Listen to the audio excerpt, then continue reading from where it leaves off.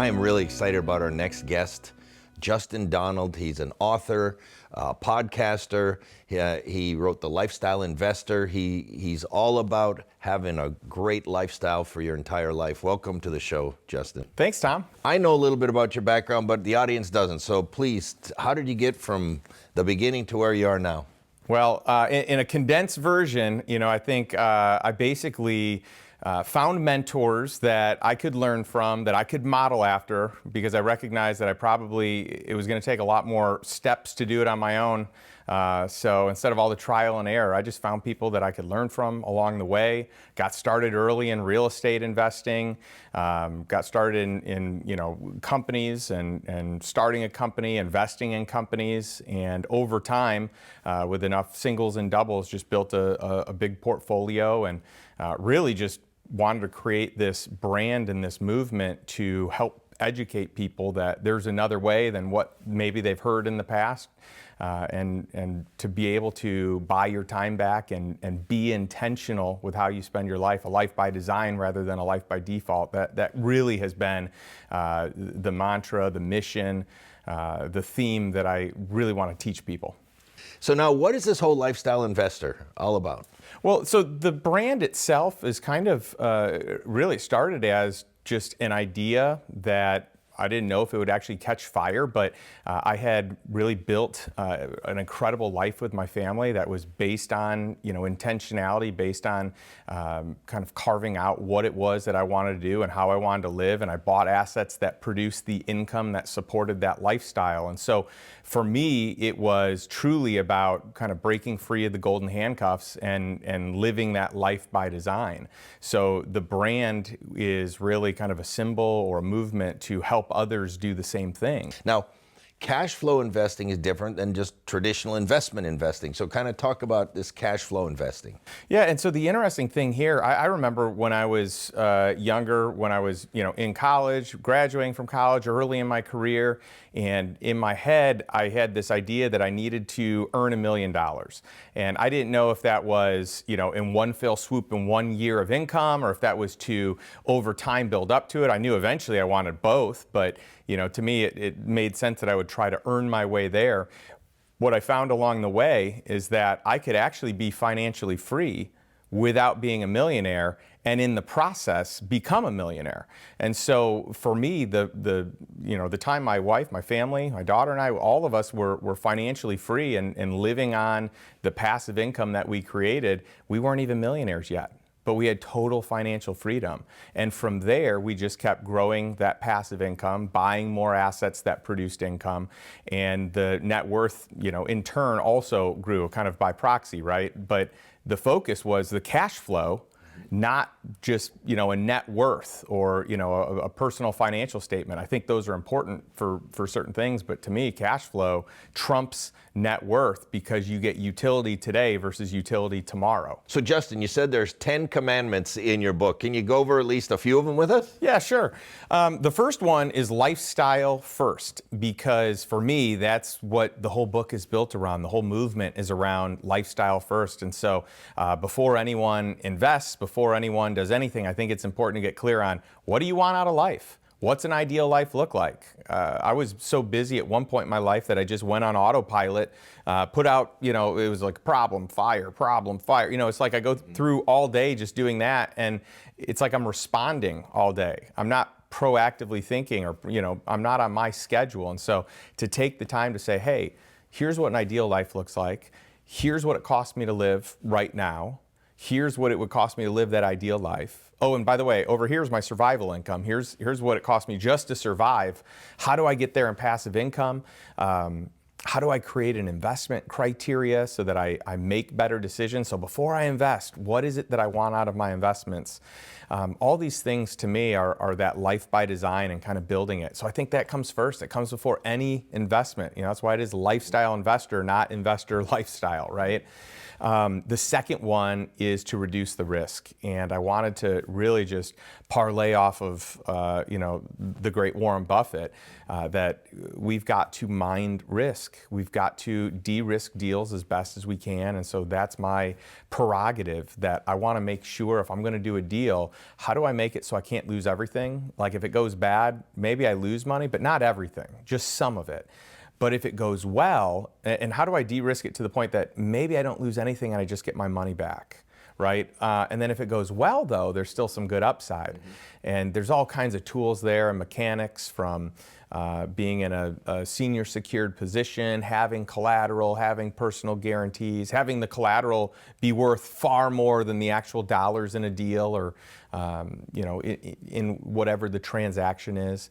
So that to me is important to get out of the way first, and to think about that, because if you lose money, you got to work twice as hard to get that money back for what you lost compared to what you would need moving forward. So it just doesn't make sense to lose. Now, how do you see the investment landscape changing over the next 12 months? It's interesting. It's always changing, right? And interest rates are going to affect that. I think we're coming upon a time where just the dynamics of the world are going to shift. I mean, especially here in the United States, we've got baby boomers who are retiring. The largest wealth transfer in the history of the world is about to happen. So you've got estimates anywhere from 70 trillion on up to 110 trillion, I've heard from different reports, that is going to transfer from baby boomers to millennials. So when you think about what the landscape looks like today and what it's going to look like in the next 5, 10, 15 years, I think that some of the greatest opportunities that have ever existed are going to be present. So that's anywhere from small businesses, mom and pop type businesses with baby boomers retiring, to real estate that they want to sell, to real estate that's handed down to children that don't want the real estate and they sell it.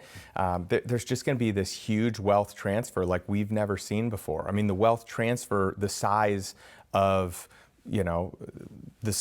greater than the second wealthiest country in the world. Now, what about Social Security? Because that is like a cornerstone of everybody's retirement, but it's in trouble, it's not in trouble. What are your thoughts around Social Security? Well, it's an interesting thing. I mean, even just all the vehicles, all the government qualified plans and things that the government sponsors, they haven't always been in existence. They may not always be in existence in the future. I mean, we're in a time of life, a season of our economy where we've got to control spending a little bit better. And if we don't, the natural byproduct, the repercussions of it are that Social Security isn't going to last, right? Right now it's projected to run out in 2032, I think, or 2033. So if we don't get some things fixed, that's trouble. I mean, we can talk about pension plans and really how those failed, the new 401k, but how those aren't cutting it. And really, we're just in a time of life where things may shift. We can't rely on this. We can't be dependent upon something that is likely not going to be there in 10, 15, 20 years. I know you have a mastermind community, so are there any other trends that you and your community are watching right now? Yeah, we try to pay attention to this. In my book, The Lifestyle Investor, I have these 10 commandments for cash flow investing, for passive income and financial freedom. And the third commandment is finding invisible deals. And what does that mean? Well, certainly deals that are off market, certainly deals that are maybe early on in the trends of, what is going on here in the U.S. or in the world, even paying attention to trends of future generations that are going to become more prevalent, like millennials. And so, to me, I'm always paying attention to that. What do millennials like to do for fun? How do they shop? How do they work? How do they travel? Like, what are all the things that millennials do? Because that is going to be what's in style in the future, or that's going to be, the trend or the reality. So my goal is, how do I catch something early enough on that it's not mainstream yet, but it becomes mainstream, kind of like mobile home park investing, or one of the first companies that I started with a bunch of friends is a single-family home maintenance company, which was, very successful, but also specialized in a niche that was a brand new asset class. And so, what are the other things? I got into e-commerce early. I got into a lot of different technology, AI, robotics, a lot of these things early on. And so I think if we can identify what that looks like, and to give a specific one, I think that we're starting to see that our nation is moving a lot more towards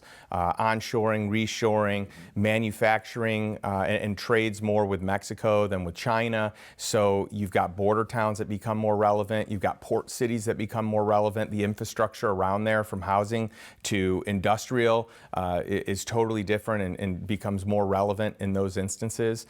If we're going to be doing a lot more trade here and just cross-border, we're going to need things that support that trade, which I do think is good for our country. I also think that it's the inevitable. So what are the, when I look at trends, it's what towns or cities, I mean, it's easy to say, oh, I want to invest in New York City, Los Angeles, Austin, Chicago, right? The big cities. But what's the city that's not big yet that's going to be big?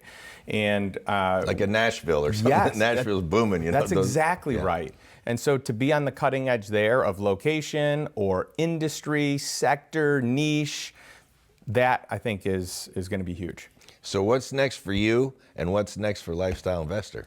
Well, I'm excited. Some of what we're doing is rolling out some white glove travel inside of our Lifestyle Investor Mastermind community. That's kind of our flagship offering, but we're waitlist right now, and it's highly selective for that community. But we have, another community for anyone that's ever done anything with purchasing a book or a course, any product that we've ever done. We've got another community for them, and this is new. We're building that out, which is really fun, and giving them access to advisors and whatnot. But my goal really is to just get the word out, to teach, to educate, to let people know there's another way to do things. I think we hear from Wall Street that you need your money in the markets, and that is one way. But I don't know that it makes sense to have all your assets in any single thing. I think that's highly risky. And if you look at the wealthiest people in the world, and I study this data, like this is what I geek out on. The wealthiest people in the world, specifically even the U.S., their asset allocation is broken up, generally about 20 to 25% in public equities, 20 to 25% in real estate, 20 to 30% in private equity, and then the rest in everything else. And so, to find that the wealthiest people in the world have over half of their net worth in private equity and real estate is really eye-opening. And so I want to help people understand how to do that and let them know that there is a path for it. I know people are going to want to get your book. I know they're going to want to follow up with you. How can they get in touch with you? Well, the best place is to go to lifestyleinvestor.com. Everything that we do is there. I've got all kinds of free stuff like blogs and, podcast. My book is offered there, and we go into like coursework. So there's a Lifestyle Investor online course. There's master classes on tax strategy, which is our newest one, on mobile home park investing, on passive income. We've got our mastermind there. And one of the things that we love to do is really give people get people moving in the right direction. At the end of my podcast, I always say, what's one step you can take today to move towards financial freedom and move towards a life that you desire, that's on your terms and not by default, but by design, right? And so for anyone in your community that wants that next step, we've got these consultations that we do that are normally $500, but we'd love to offer that to your community absolutely free if you go to lifestyleinvestor.com/consultation. Hey, Justin, this has been really great. I'm so glad you joined us, and I think your Lifestyle Investor merged with my Who Wants to Be a Millionaire. People could put those things together. They could become wealthy and to be happy and successful, and they could retire. It's not impossible. There's people doing it all over the world. 100%. So thanks for joining us. Well, thank you for having me, Tom. This has been a lot of fun, and I couldn't agree more that our two strategies and philosophies combine quite well. And thanks to all of you for watching Tom Hegner's Who Wants to Be a Millionaire.